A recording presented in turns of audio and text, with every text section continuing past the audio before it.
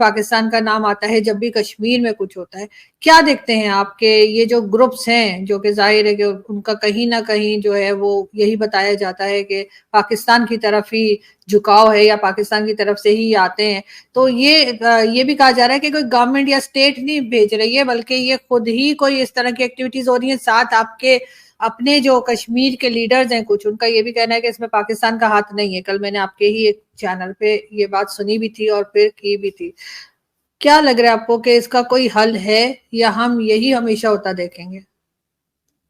देखिए मैम, सबसे पहली बात, जो जिस जगह पर अटैक हो रहा है उसको उठाकर देखेंगे तो आपको पता लगेगा कि वो मैप में दिखाई देगा साफ कि वो बॉर्डर पाकिस्तान से लगता है।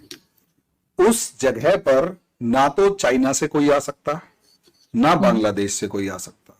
दूसरा, मैडम अगर लोकल है तो वहां उसके पास यूएस मेड मशीन गन या जो भी वेपन है वो, और चाइना मेड बुलेट्स अगर मिलती हैं तो वो यूएस मेड गन्स वही जो आपके यहां पर आर्मी यूज करती है, चाइना मेड बुलेट्स जो कि आपके यहां पर आर्मी यूज करती है, वो दोनों अगर मिलती हैं। तीसरा, मैम जो बस के ऊपर अटैक हुआ, वो बस के ऊपर अटैक जब देखेंगे तो उस बस में जो अटैक करने वाला था वो पाकिस्तान की कोई एसएससी नाम की ऑर्गेनाइजेशन है, आर्म्ड फोर्स की, उसका रिटायर्ड कमांडो था।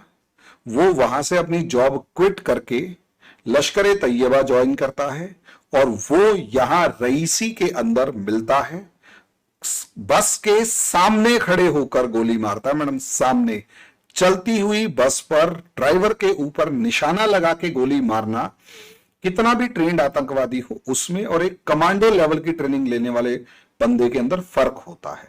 सामने से गोली चलाने की हिम्मत हर किसी में नहीं होती, इस लेवल के ऑफिसर्स में होती है जो की गई। दूसरा, ब्रुटैलिटी का लेवल देखिए, जब वो बस खाई में गिर जाती है तो बस के आसपास 5 आतंकवादी इकट्ठे होते हैं और बस में घायलों के ऊपर गोली चलाते हैं, जिसमें एक दूध मुहा बच्चा भी मारा जाता है।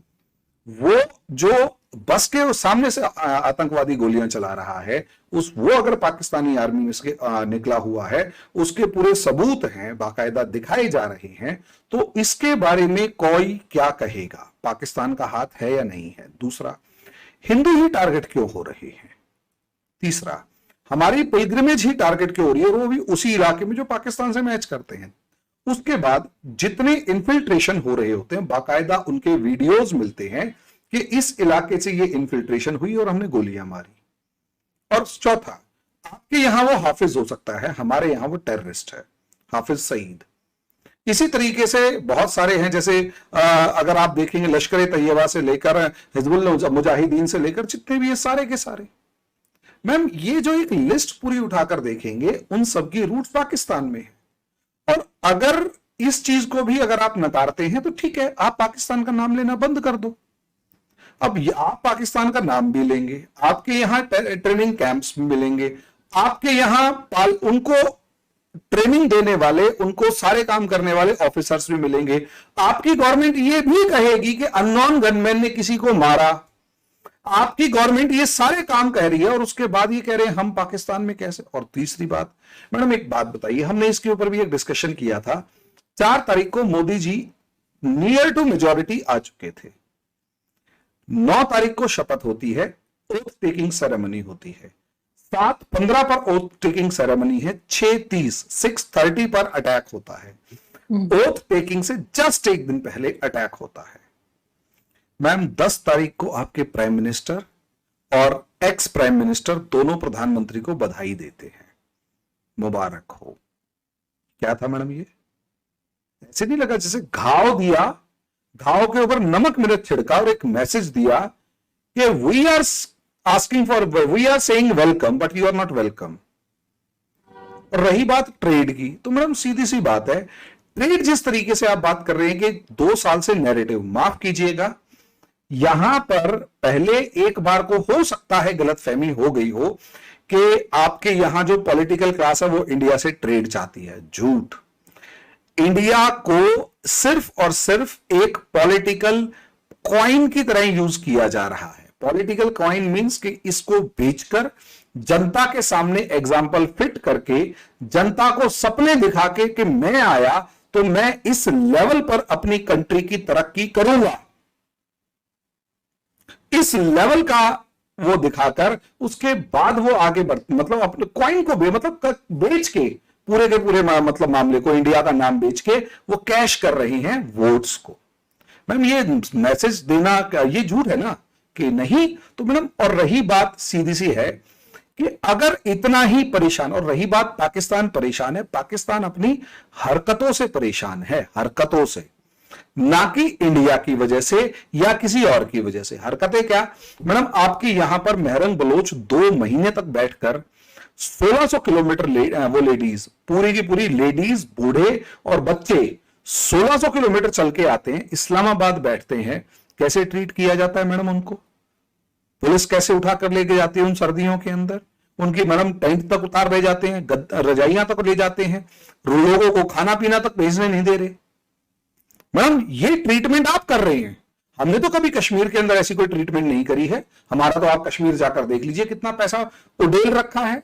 फ्रस्ट्रेटेड है पाकिस्तान इस चीज से कि पाकिस्तान का पूरा बजट जितना कई जगहों पर है उतना हम इंडिया के कश्मीर के ऊपर खर्च कर देते हैं, और ये फ्रस्ट्रेशन जो है वो टेररिज्म के फॉर्म में दिखाई दे रही है। आप मैप उठाकर देख लीजिए मैडम, क्या एक कॉरिडोर बनाने की कोशिश की जा रही है। कॉरिडोर क्या है? पुंछ, कुपवाड़ा और उसके बाद रईसी, ये तीन जगहों के ऊपर अटैक्स हो रहे हैं। क्यों? ताकि एक कॉरिडोर बनाया जा सके कि इसमें अगर एग्रेशन हो गया, इसमें अगर गुस्सा आ गया, या इसमें मैम रियासी जो डिस्ट्रिक्ट है, रईसी डिस्ट्रिक्ट के अंदर मामला क्या है? वहां है वैष्णो देवी। हर साल 1 से 1.5 करोड़ हिंदू पिलग्रिम्स वहां जाते हैं। मैम इतना अमीर श्राइन बोर्ड है, इतना अमीर। कभी भी आप अगर है ना 2019 से पहले कश्मीर गवर्नमेंट का कोई भी अखबार उठाकर देखेंगे तो हर साल अप्रोक्सीमेट दिसंबर जनवरी में एक खबर आती थी कि कश्मीर गवर्नमेंट ने वैष्णो देवी श्राइन बोर्ड से 1000 करोड़ रुपीस उधार लिए हैं। Ma'am can you imagine a temple was lending money to J&K government? ये इतना पैसा उधार। मैम 2.5 करोड़ टूरिस्ट, मैम 1.5 या 1.8 2 crore tourist, ma'am 2 crore tourist गया, पर इकोनॉमी का बूस्ट देखकर बताइएगा, एक टूरिस्ट ने एवरेज 10,000 रुपीज खर्च किए। एवरेज कश्मीर की इकोनॉमी के अंदर 20,000 करोड़ रुपीज फर्स्ट डे उस टूरिज्म सेक्टर से। वैसे मैम वो जो डल लेक पे नाव चलाने वाला है वो कितने रुपए लेता होगा? आपके यहां कोई भी नाव चलाने वाला क्या रुपए चार्ज करता होगा? सर आइडिया नहीं है मुझे, मैं गई आइडिया नहीं है ना मैम। इमेजिन करके देखिए, मैं अभी कश्मीर था पिछले साल, डल लेक के ऊपर शिकारा चलाने वाला कहता सर 15 मिनट की राइड के 1500 rupees, 15 minute ride 1500 rupees. Ma'am पूरा दिन के अंदर कम से कम उसे 10 बार भी ऐसी नाव चला दी, 10 बार, घर में कितने रुपए लेके जाएगा? उसे पाकिस्तानी रुपीज में कन्वर्ट करके देख लीजिए, आपको पता लग जाएगा। इतना पैसा किसी के पास आएगा तो क्या वो पत्थर चलाने जाएगा? वो जो आग लगा रखी थी ना पाकिस्तान ने, वो आग बुझ रही थी, पाकिस्तान उसे दोबारा से जलाना चाहता है। प्रॉब्लम यह है, कश्मीर का जो लड़का है वो आर्मी में भर्ती हो रहा है, वो पुलिस में आ रहा है, वो सिविल सर्विसेज की तैयारी कर रहा है, वो गवर्नमेंट जॉब, प्राइवेट सेक्टर, सब जगह निकल रहा है, वो पत्थर मारने नहीं निकल रहा। लेकिन सर लेकिन सर सॉरी आपकी बात काट रही हूँ, लेकिन इस सारी बातों से ये तो साबित नहीं होता कि स्टेट ये करवा रही है। बहुत से ग्रुप्स ऐसे होंगे यकीनन पाकिस्तान में जो ये नहीं चाहेंगे कि हिंदुस्तान पाकिस्तान जो है वो आपस में बातचीत करे या वो पीसफुली रहे। तो इस तरह के जो पहले जिनको पाला गया, बनाया गया, जिन ऑर्गेनाइजेशंस को पाकिस्तान ने, वो जाहिर है उनकी तो दाल रोटी बंद हो जाएगी अगर उन्होंने ये सारे काम अपने छोड़ दिए। मैडम एग्जैक्टली मैं आपसे यही सवाल सुनना चाहता था कि इसमें पाकिस्तान का कोई रोल नहीं है। बिल्कुल सही बात नहीं, पाकिस्तान का नहीं, पाकिस्तान की स्टेट का कह रही हूँ, स्टेट का कोई रोल नहीं है। एग्जैक्टली यही बात। हिलेरी क्लिंटन का स्टेटमेंट याद कीजिए, अपने आंगन में सांप पालेंगे और वो पड़ोसी को डसेगा, ऐसा तो जरूरी नहीं है। अब यहां स्टेट ने सांप पाले थे। मैडम मैं कह रहा हूं कि जिसने सांप पाला वो भी जिम्मेदार है। आप कह रहे हो नहीं नहीं नहीं, वो सांप जिम्मेदार है। नहीं नहीं नहीं, वो भी जिम्मेदार है जिसने सांप पाले जो थे, लेकिन अब वो स्टेट में सांप को पाले, पकड़ना चाह रहा है, पकड़ में नहीं आ रहा ना वो सांप। नहीं नहीं नहीं नहीं नहीं, वो पकड़ में आ रहा है। प्रॉब्लम ये है वो जो सांप है वो आपके स्टेट के साथ बैठकर डाइनिंग टेबल पर डिसाइड करता है कि अगला हमला कहां होगा। बस प्रॉब्लम यह है कि बहुत सारे सांप जो कि आपस में लड़ पड़े, उसमें से आधे आपको काटने लग गए। जम्मू कश्मीर के रियासी जिले में बस पर हुए आतंकी हमले के बाद लगातार कश्मीर में 4 आतंकी हमले हुए हैं, जिसके बाद भारत के लोग सोशल मीडिया पर एक और सर्जिकल स्ट्राइक की मांग कर रहे हैं। अब इस मामले को लेकर पाकिस्तानी यूट्यूबर सोहेब चौधरी ने पाकिस्तान के लोगों से बात की है। इस दौरान पाकिस्तान के लोगों ने जो कहा वो वाकई हैरान कर देने वाला है। पाकिस्तान के एक क्रिश्चियन युवक ने कहा कि आज जो पाकिस्तान की हालत है वह कश्मीर से कहीं बुरी है।